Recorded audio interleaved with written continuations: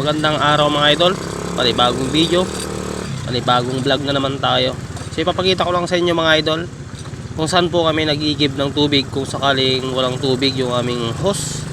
Dahil yung hose namin mga idol ay sinira na naman yung mga nagtraktor sa bukid. Yung mga taong walang malasakit sa kapwa, yung pang sariling interest lang nila yung kanilang iniisip.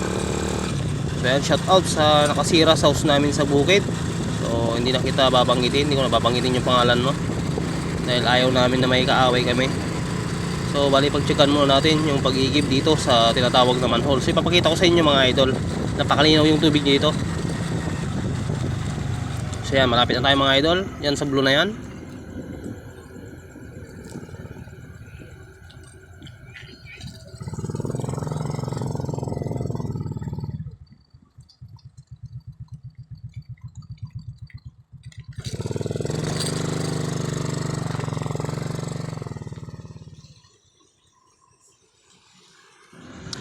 Yan mga idol yung pinapaliguan namin. At yan din naliligo yung mga dayo. So yan si ating maliligo. So ayan, makalinaw ng tubig dito sa manhole.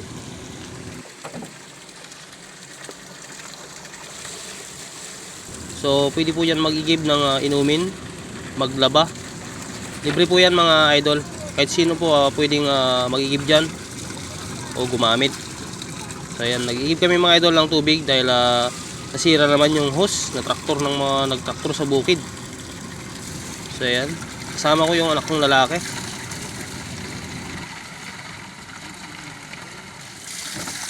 So bali yung tubig na yan mga idol, hindi po yan nasasayang dahil pupunta po yung tubig na yan sa irrigation at nagagamit ng mga farmers, mga kapwa nating farmers. So ayan mga idol, inom tayo dyan.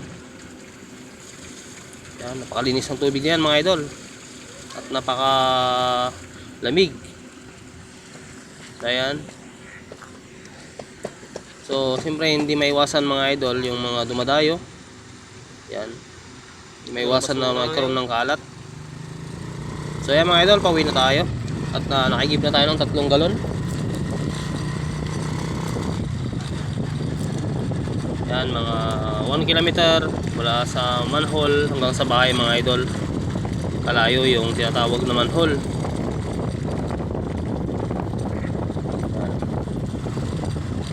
Tatagpuan po yan mga idol dito sa barangay ng Apugan.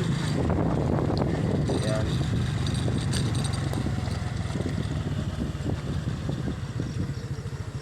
So yan, maraming salamat po sa inyong panonood mga idol.